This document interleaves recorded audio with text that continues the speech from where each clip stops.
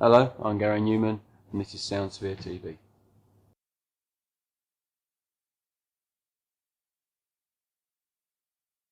Okay, Gary, so obviously we're on quite a small venue tour. We're sunny Preston today, 53 degrees. How have the gigs been going? I know you've obviously it's been some intimate venues. So how are you enjoying them? That's been great, actually. Yeah.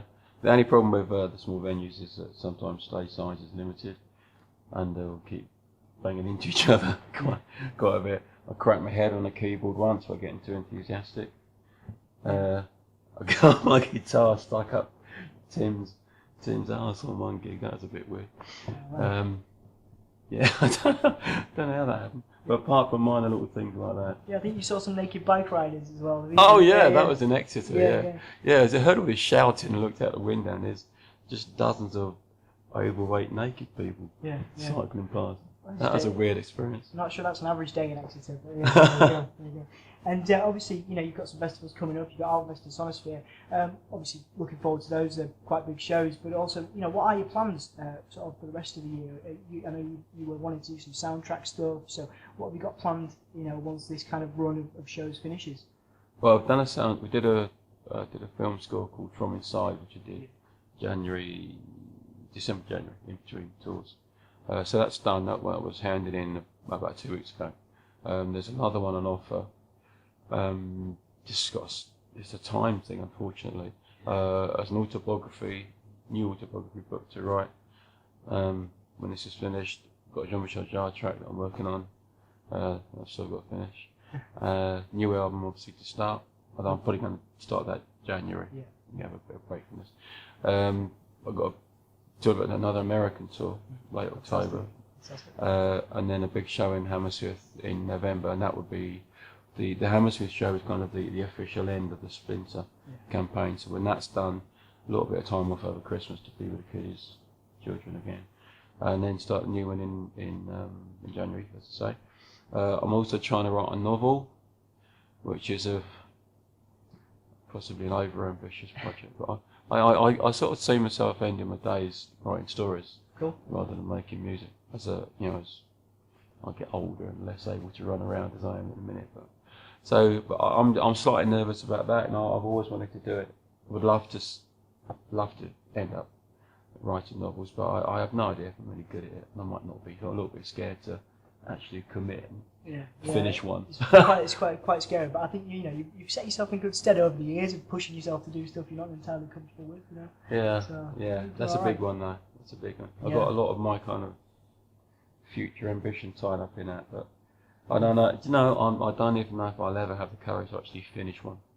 You see, it might just be a hobby forever. It would be really, it would be good. I mean, what kind of stuff inspires you? I mean, obviously outside of music, whether it's the wonderful landscape that you live in now, which is much sunnier than here in the north. What sort of stuff inspires you outside of music? Is it things like is it literature? Obviously, your family as well have always been a source of inspiration for you. Yeah, well, to be really honest about it, there's not a lot in music that inspires me. It is more from everywhere. It sounds slightly corny, but you're just driving along, seeing things go past, seeing a weird character, reading about something in a newspaper that happened, meeting someone that was unpleasant or vice versa. Just your kind of everyday experiences and things that you see and hear. Music does play a part, obviously, but not always by listening to a band or an album. It can be a trailer for a film. You've got 30 seconds of absolutely epic music to create an impression. It does create an impression on me, and I'm blown away by a lot of that stuff. Anything really. I guess the weirdest one I can remember ever inspiring me in some way was I was stuck at traffic lights once next to a big truck, and something was wrong with it, and it kept nearly cutting out, and it actually gave it this strange little groove, and it would fire up again, and I recorded it while I was next to it, and I got a song out of that. So these things can come at you from all angles, and books. Oh, whatever. Even my kids, I read my kids' stories each night when they go to bed, and sometimes these little stories have got little messages in them and morals and things like that. And some of it is really quite cool and thought-provoking, and you sort of take that and do Draw an from adult that. version. Yeah. Yeah, I mean, it really is from anywhere and everything. Yeah, You've got to be open to it. I think if you're creative, then the best thing you can be is kind of sponge-like. Yeah. To soak everything in around you, and then hopefully, I see it more like little sparks. Yeah. Little sparks going in, and they ignite your own ideas, and then they explode into something of your own. But without that little spark, it possibly wouldn't have happened. So, your inspiration and so on is very, very important, even to the most creative people. But it's what you do with it that really matters.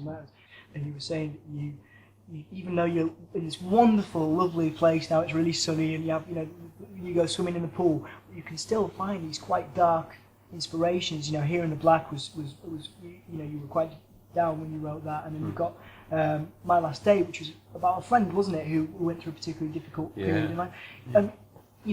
Given that you've dealt with those quite dark things, is there anything? Where do you find that darkness from? Because obviously you do have this wonderful life now where you're able to travel, you're able to do a lot of great things and push yourself in new ways. Where are you finding that darkness now? Splinter's done. For the next record, where will you find that kind of those dark places? I don't know. I just looked at the news, NBC LA news, and so far there's a man murdered his child by leaving it in the car on purpose. Do you know what I mean? Yeah. That is a horrible. There's an awful lot of stuff out there going on every day, but I'm not looking for that. I don't want to write about that sort of stuff, and I won't be. It's just I'm not inspired by environment. So I could be sitting in England in the rain, or I could be in Los Angeles in the sunshine, or pretty much anywhere in the world really, and that in itself won't have any effect. It'll be down to the things I see or read about. But I'm even more selfish than that. It's normally more to do with things that have had a direct impact on my life or the people that I love and those around me. The song you mentioned from Splinter, the My Last Day song, that was somebody I met when I arrived in Los Angeles. That's became a friend of ours, another parent from the school actually that the children go to, who had this terrible thing. And it wasn't even that I wrote about. It was how. Because I'm so self-centered. I thought, well, how would I feel if that was happening to me? What would I miss? And so I turn it into something about me, which is terrible actually. But I do. All these things come in, and then you put your own spin and perspective on it, and how would I deal with that? So that's why with Splinter, it looked essentially back at my diagnosed depression years, 3 or 4 of them.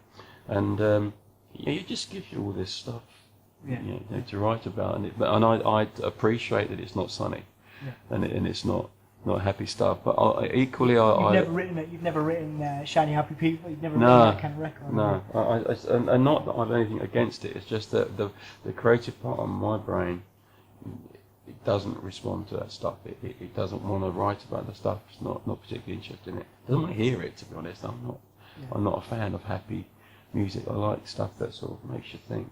And I don't mean make you miserable, because they're worlds apart. But something that makes you think, and just consider is like this other side to things. Yeah, absolutely.